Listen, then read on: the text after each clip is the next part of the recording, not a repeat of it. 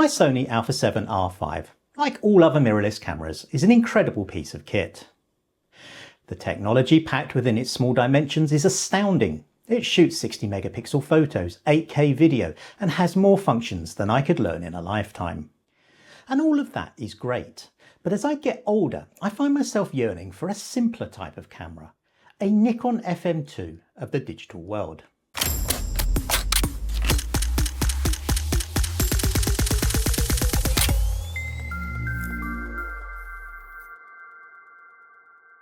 Now right now, I would imagine some of you are yelling at the screen about Nikon ZFs and Fuji XTs, but that's missing the point.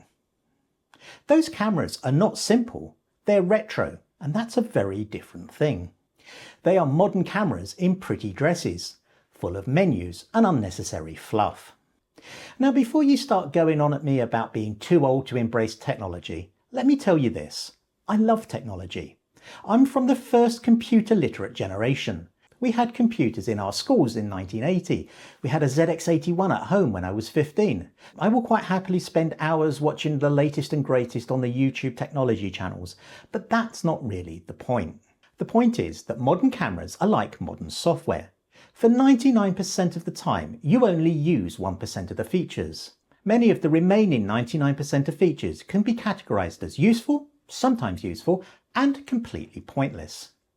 Let's take my old Fuji X-H2 as an example. It has focus peaking, an incredibly useful function for both stills and video that allows the photographer to determine the exact point of focus. However, I could adjust the colour and intensity of that focus peaking in multiple different ways. Is that needed? Does the extra complexity that adds to my menu system make my photography more streamlined? The answer is no. I think a classic example of this are the multitude of custom modes that cameras offer these days.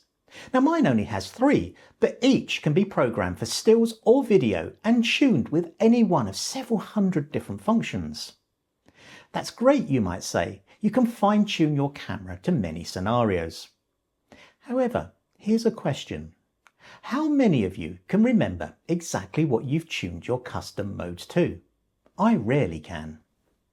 Beyond the custom modes, virtually every button on my camera can be programmed to carry out a multitude of different functions. Now yes, that can be useful, but only if you don't constantly chop and change those buttons around. You need to continually train your muscle memory to what each button does. The moment you change one button, you'll find yourself having to retrain yourself on all of them. Returning to the custom modes, perhaps you've set one up for shooting landscapes. It's aperture priority, ISO level low, single point autofocus, depth of field indicator in the viewfinder, and so on. Yet as a landscape photographer, setting all this would be completely instinctive anyway. And how often do you need to switch between multiple genres in a single shoot? Photography, for all its apparent complexity, is actually quite simple. Cameras should be as well. At its most basic level, cameras are simple boxes that we let light into in a controlled fashion. We control that light with a shutter, an aperture, and to a lesser extent ISO. We need a lens to focus that light and a mechanism to control that focus. That can be automatic or it can be manual. A built-in exposure meter is also a must. But what I'm describing is pretty much any film camera from the 1980s and before. Yet good photography did not start in the 90s. Skilled photographers have been taking incredible images since light first hit celluloid. I'm not talking about image quality either. Modern image quality is astounding. What I'm talking about is removing the multitude of distractions from the tools we use today, making a digital Nikon FM2. With so much technology packed into modern cameras, we're in danger of being creatively stilted by the sheer range of options that we have. By removing, or at least reducing those options, we're allowing the photographer to concentrate on what's important, the scene in front of them, and the exposure that they want to capture that scene with. Let's have a look at portrait photography as an example. They will set a nice wide aperture, meter for the face, focus on the eyes, and check if their shutter speed is high enough, and then shoot. That's how it was done for over a century. That's how it's done in every genre in photography. That's how it can be done with modern cameras, but it's got to the point where the technology actually gets in the way. Have I set the right focus mode for capturing the eyes? Am I on spot metering to get the face exposed correctly? Is auto ISO limiting film speed to low enough levels? You need to have memorized a checklist of settings before you start shooting. And that, in my opinion, stifles creativity. Now, as I've mentioned, cameras like the ZF and the XT are retro, not simple. They're still packed full of the same technology as their modern looking peers. They still have a plethora of functionality buried deep within multi-level menus. They still have custom modes, programmable buttons. They still have the 99% that many of us will never use. Of that 99%, much of it can be overcome with skill and technique.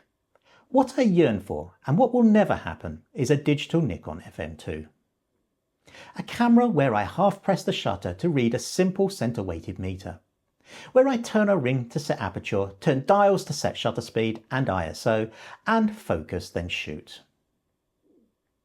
The FM2 famously had no need for batteries, a concession that a digital version will obviously have to make.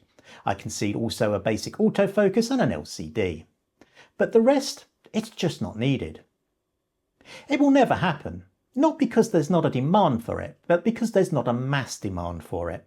And that's understandable. Camera companies are never going to invest tens or hundreds of millions into a product that would only be a very niche market. But that doesn't stop me wanting one. So do you yearn for a less complicated camera? Let me know in the comments below what your ideal simple digital camera would be. If you've enjoyed this video, a like would be fantastic, a sub would be even better, and stay tuned for the next one because that may well be about film photography.